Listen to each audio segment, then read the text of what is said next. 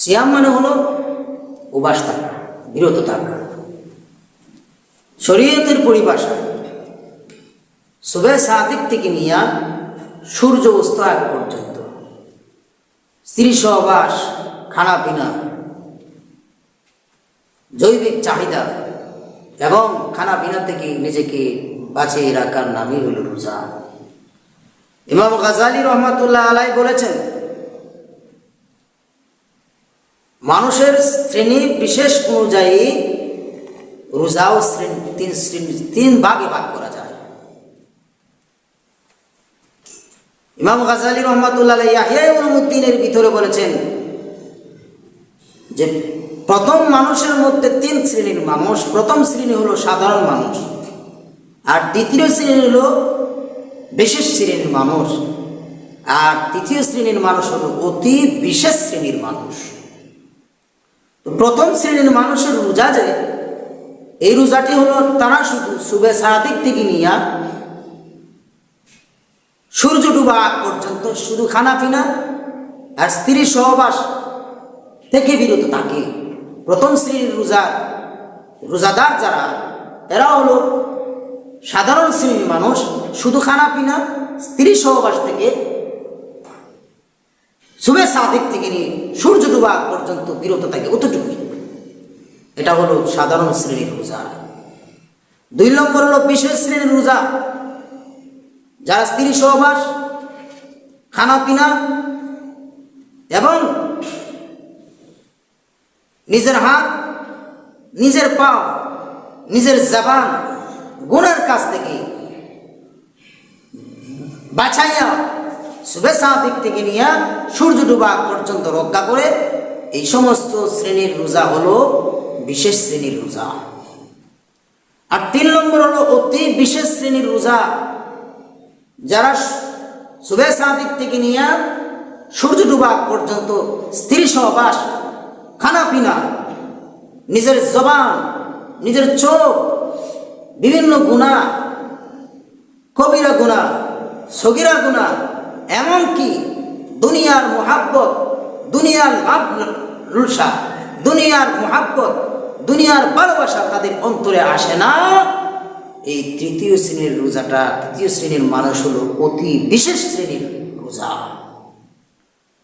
ইমাম গাজালি রহমাতুল্লাহ আলাইহি বলেছেন, বিশেষ শ্রেণীর রোজা আমাদের জন্য, আমরা এটা রাখতে পারবো, কিন্তু অতি বিশেষ শ্রেণীর রোজা এটা আমাদের দ্বারা সম্ভব হবে না। তো অতি বিশেষ শ্রেণীর রোজা 3 নম্বর স্তরের যারা আছে, এরা হলো আম্বিয়া আলাইহিস সালাম। আর বিশেষ শ্রেণীর রোজা হল, উনি বললেন যে আমরা আমাদের মতো মানুষ, প্রত্যেকটা মুসলমানের জন্য ইমাম গাজালি বলেন রহমাতুল্লাহ আলাইহি যে দ্বিতীয় শ্রেণীর রোজাদার হওয়া চাই, অর্থাৎ বিশেষ শ্রেণীর রোজা। এই বিশেষ শ্রেণীর রোজার জন্য, রোজাদারের জন্য 6টা শর্ত রোজা কবুল হওয়ার জন্য। রোজা রাখনেওয়ালার 3টি স্তর: সাধারণ মানুষের রোজা, বিশেষ শ্রেণীর রোজা, অতি বিশেষ শ্রেণীর রোজা। তাহলে বিশেষ শ্রেণীর রোজা, দ্বিতীয় স্তর রোজাদার, এটা আমাদের জন্য। আর অতি বিশেষ শ্রেণীর রোজা এটা আমরা পারবো না, এটা হলো নবীদের জন্য। অতি বিশেষ শ্রেণীর রোজা এটা নবীদের জন্য। বিশেষ শ্রেণী দ্বিতীয় স্তরের রোজাদারের জন্য 6টা জিনিস শর্ত। দ্বিতীয় স্তরের রোজাদারের জন্য 6টা জিনিস শর্ত। 1 নম্বর হলো নিজের জিহ্বাকে কন্ট্রোল করতে হবে।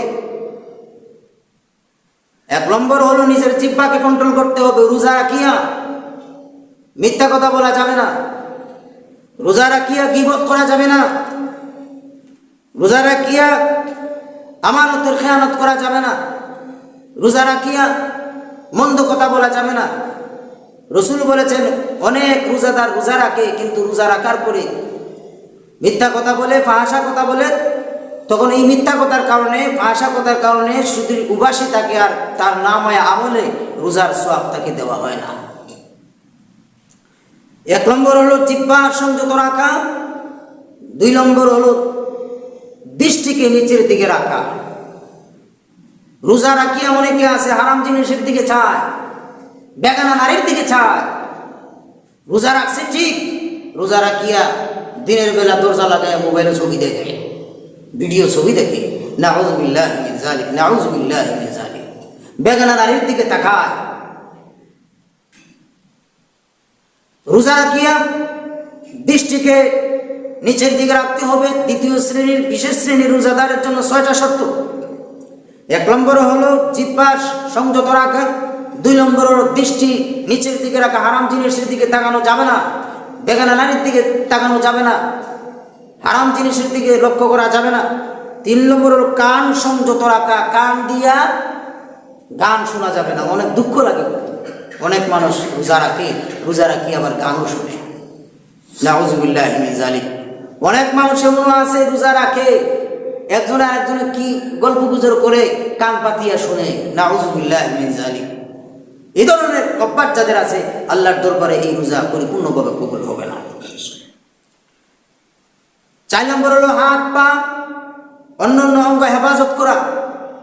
হাত পা অন্যান্য অঙ্গ হেফাজত করে রাখতে হবে। যদি হাত দিয়ে গুনার কাজ করা হয়, পাও দিয়ে গুনার কাজ করা হয়, আবার রোজা রাখে, এই রোজা আল্লাহর দরবারে পরিপূর্ণভাবে কবুল হবে না। 5 নম্বর হলো ইফতার ও সাহরি কম খাওয়া এবং ইফতার ও সাহরি হালাল জিনিস দ্বারা খাওয়া। অনেক মানুষ আছে ইফতার করে হারাম জিনিস দ্বারা, অনেক মানুষ আছে সাহরি খায় হারাম জিনিস দ্বারা, আর অনেক মানুষ আছে হালাল ঠিক আছে হালাল জিনিস দ্বারা খায়, কিন্তু ইফতারি করতে করতে গলা পর্যন্ত হয়, সাহরি খাইতে খাইতে বন্ধ গলা পর্যন্ত। না না, রোজাটা মানে হলো নিজের নফসটাকে কম খাওয়াইয়া গুনাহ থেকে বিরত রাখাইয়া আত্মশুদ্ধি করা। তাহলে যদি বেশি খান তাহলে তো আপনার শরীর কন্ট্রোল হলো না, উপবাস হলো না পরিপূর্ণভাবে, শরীরটা যাতে দুর্বল হয়। এই জন্য 5 নম্বর শর্ত হলো 2 নম্বর বিশেষ শ্রেণীর রোজাদারের জন্য 5 নম্বর শর্ত হলো যে এই 5 নম্বর শর্ত হলো সাহরি এবং ইফতার হালাল দ্বারা খাওয়া এবং কম খাওয়া। 6 নম্বর হলো আশা এবং ভয়ের ভিতরে থাকা। রোজা রাখার পরে আল্লাহর কাছে মাপ চাও, আল্লাহ আমার রোজাকে তুমি কবুল করবা, আল্লাহ আমার গুনাহগুলা সমস্ত উম্মত মুহাম্মাদের গুনাহগুলা মাফ করে দাও, আল্লাহ মেহেরবানি করে তুমি মেহেরবানি করে সমস্ত মুসলমান নরনারী রোজাগুলারে কবুল করো। এই ধরনের দোয়া করা। প্রিয় হাজিরিন, এই দ্বিতীয় শ্রেণীর বিশেষ শ্রেণীর রোজাদারের জন্য ইমাম গাযালি রাহমাতুল্লাহ আলাইহি ইয়াহইয়া উলুমুদ্দিনের ভিতরে বলেন, এই 6টা শর্ত যদি দ্বিতীয় শ্রেণীর রোজাদারের জন্য পাওয়া যায় তাহলে এই রোজাটা কামা হুকুকভাবে পরিপূর্ণভাবে কমপ্লিটভাবে আল্লাহর দরবারে কবুল হবে। এই জন্য ভাইরা আমার, আসুন আমরা যেহেতু সামনে রমজান মুবারক মাস গুরুত্ব সহকারে আমরা রোজা রাখি। হাদিস শরীফের মধ্যে রাসূল সাল্লাল্লাহু আলাইহি সাল্লাম একদিন মিম্বরে যখন প্রথম মিম্বরের সিঁড়িতে যখন বসলেন তো নবীজি বললেন আমিন। আবার দ্বিতীয় মিম্বরের সিঁড়িতে বসলেন, নবীজি বললেন আমিন। সাহাবায়ে কেরাম, ইয়া রাসূলুল্লাহ, ইয়া হাবিবাল্লাহ, ও নবীজি অন্যান্য দিন এভাবে আমিন বলেন না নবীজি, আজকে কেন গো নবীজি মিম্বরের প্রথম সিঁড়িতে উঠলেন বললেন আমিন, দ্বিতীয় সিঁড়িতে বললেন আমিন এবং তৃতীয়বার বললেন আমিন। ইয়া রাসূলুল্লাহ, ইয়া হাবিবাল্লাহ, আল্লাহর নবী রাহমাতুল লিল আলামিন বলেছেন, ও সাহাবীরা আমি আমিন এই জন্য বলেছি, জিবরাইল আলাইহিস সালাম আমার কাছে এসেছিল, এসে বললেন, ও নবীজি রাহমাতুল লিল আলামিন, যারা নাকি আপনি নবী বিশ্ব নবী রাহমাতুল লিল আলামিনের নাম শোনার পরে যারা নাকি আপনার সাথে দুরূদ পড়ে না, আল্লাহ রাব্বুল আলামিন তাদের উপর গজব নাজিল করবে, তাদের উপর অভিশাপ। ও নবীজি আল্লাহ অভিশাপ দিয়েছে যারা নাকি আপনার নাম শোনার সাথে সাথে দুরূদ শরীফ পড়ে না, ফেরেশতাদের অভিশাপ। আল্লাহ নবীজি বলেন আমিন আমিন। 2 নম্বরে আমিন বললাম, আল্লাহ রাব্বুল আলামিন বলেছে যারা নাকি রমজানের রোজা পেল, রমজানের রোজা পাইয়া তারা পরিপূর্ণ গুনাহ মাফ করাতে পারল না, রমজানের রোজা পাইয়া আল্লাহর সান্নিধ্য অর্জন করতে পারল না। ও সাহাবীরা বলেছেন, ও নবীজি যে সমস্ত আপনার উম্মতেরা রমজানের রোজা পাইয়া গুনাহ মাফ করাতে পারল না, আল্লাহ রাব্বুল আলামিন তাদের প্রতি গজব নির্ধারিত করে দিয়েছেন। জিবরাইল বলেন, নবীজি গো আমরাও ফেরেশতারাও আমিন বলেছি। আল্লাহ নবীজি বললেন আমিন আমিন। 3 নম্বর বার আমিন এই জন্য বলো।